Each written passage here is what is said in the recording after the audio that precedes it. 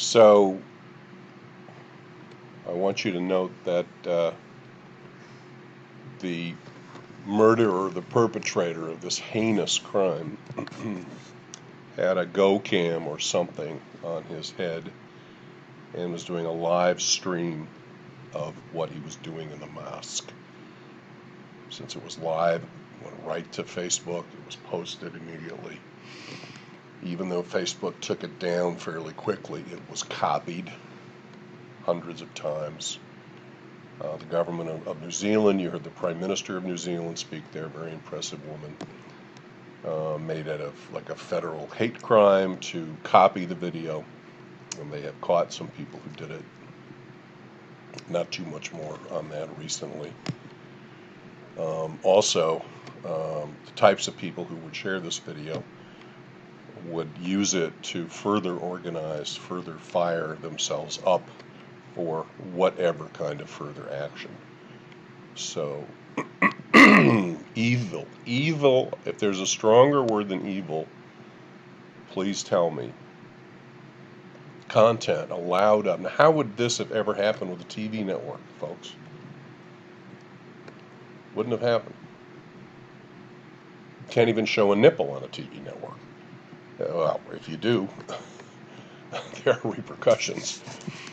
So I think I kind of contradicted myself there, because I guess a nipple was shown. I'm talking about the Super Bowl and Janet Jackson, which we discussed with TV. But it lasted, a second or two, and the F word has gotten out once or twice. But my God, nothing remotely like this, and out for that long, and then being able to be copied and shared immediately. Click, click, click, click, click, off it goes with the speed of light, as Nicholas Negroponte said at the beginning of my lecture on the internet.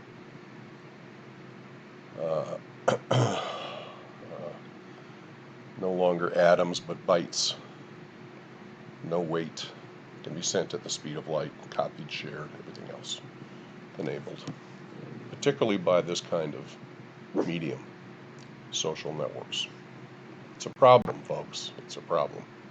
It is a problem. This is the biggest issue, in my opinion, and not only my opinion, in media today, if not in society today, is the fact that these social networks allow misinformation, disinformation, and downright evil content, which has contributed to people's deaths,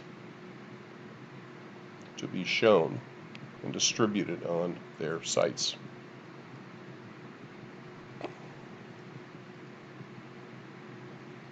Who's the source? Well, we know who the source. Eloise got upset when I showed Pennywise the clown. No, she got upset when she heard somebody at the door. Eloise, calm down. It's all going to be all right. I appreciate your defense. Okay, well, a little small window into the life of Professor Ely at home with Eloise the pug, being well protected. But are we all being well protected by the media? Is me being protected from who?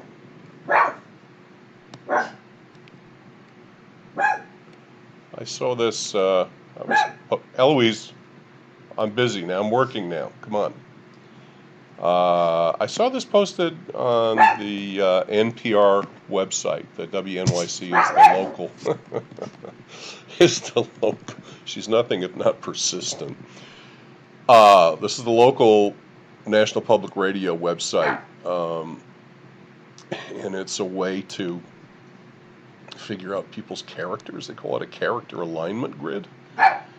And right, lawful, neutral, chaotic across the top. On the side, good, neutral, evil. I don't know exactly whose mind this came out of, but it's kind of interesting as a way to characterize sources of content.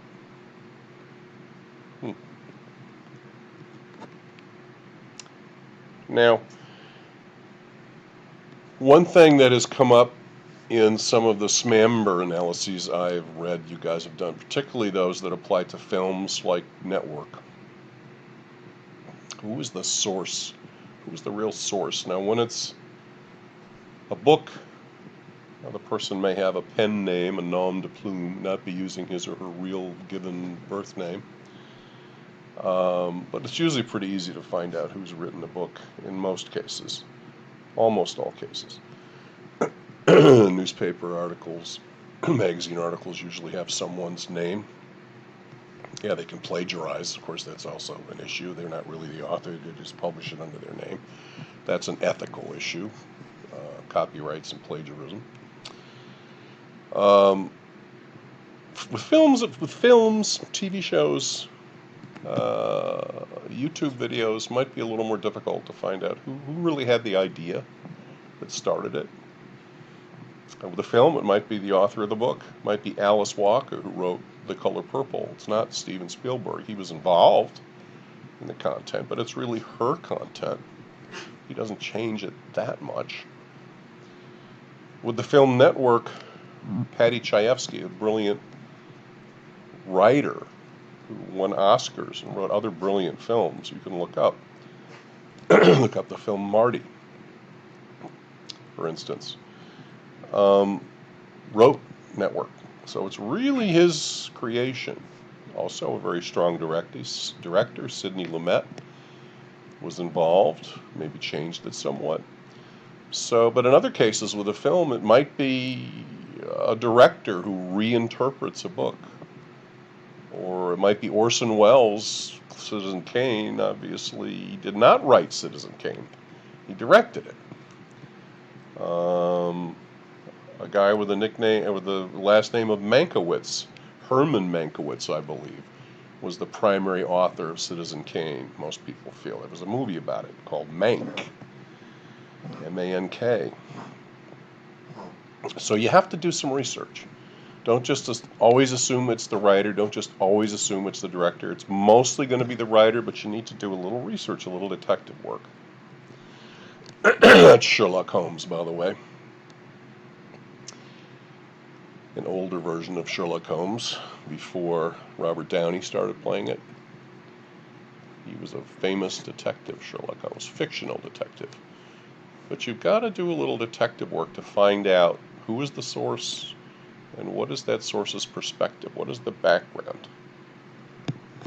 So we've looked at this a few times.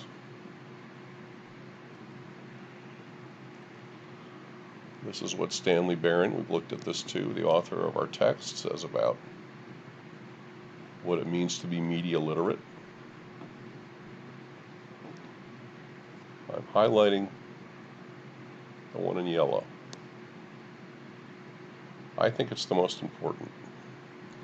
The ability to think critically about media messages, no matter how credible their sources.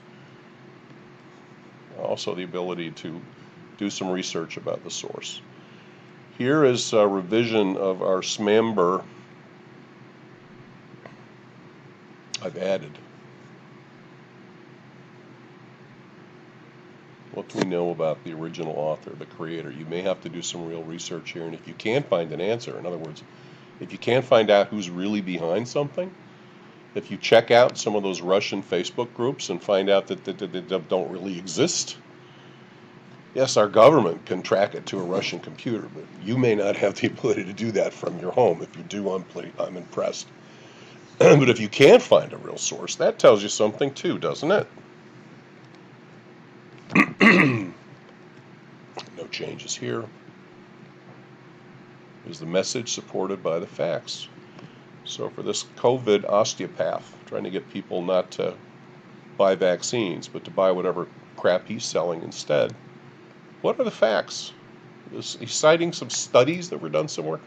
Google the study. All right? And don't just look at it, buy it because it's on a phony website. Okay? Look into things. Don't just eat what's on your plate, even if it's a juicy looking smamburger. Is the person biased or not? What do they want us to do? Is it something good for us, or maybe not so good for us? Okay. This is, we're actually going to go to this website here. How to Spot Fake News at factcheck.org. This is a legitimate website, people. The Annenberg Public Policy Center. I think it might be the University of Pennsylvania, because Walter Annenberg, who was a publisher, by the way, published the TV Guide. Before that, he published the Racing Form, which is what people would read if you've ever been to a horse race. People would read about the horses running. That's how he started. Annenberg became an ambassador, very, very wealthy man. So here's something about fake news. Facebook and Google will crack down. Viral claims aren't news but are fiction, satire, and efforts to fool readers into thinking they're for real. Okay. Key characteristics of bogusness they have. Chain emails, an anonymous author, excessive exclamation points, capital letters, misspellings, entreatings, this is not a hoax, and links to sourcing that does not support or completely contradicts the claims being made. Okay, how to spot fake news. Consider the source. There's a abcnews.com.co was the source for some news. Guess what? That's not the ABC News website, folks. Okay. What does all kinds of fake sources? Look for the source. Okay, folks. Here's one that was famous. Pope shocks world. Francis shocks world, endorses Donald Trump for president, releases statement. Was published. I think Russia was behind that. Snopes.com, which you see referred to here, is worth looking at. A list of known fake news websites. Read beyond the headline. Don't pass it along. Read a little further. Even legitimate news stories' headline doesn't always tell the whole story. Okay. Look at this. Oh, here's another one. Oh, fake news. Obama signs executive order banning the Pledge of Allegiance in schools nationwide. Something else down below. Check the author. Off on the byline. The byline. That's where the reporter puts his or her name. The author claims all this stuff. Okay. Got to check out the byline. What's the support? How do they prove it? Official or official sounding sources. The source doesn't back up the claim. Okay, folks. Check the date. They take a legitimate news story and twist it.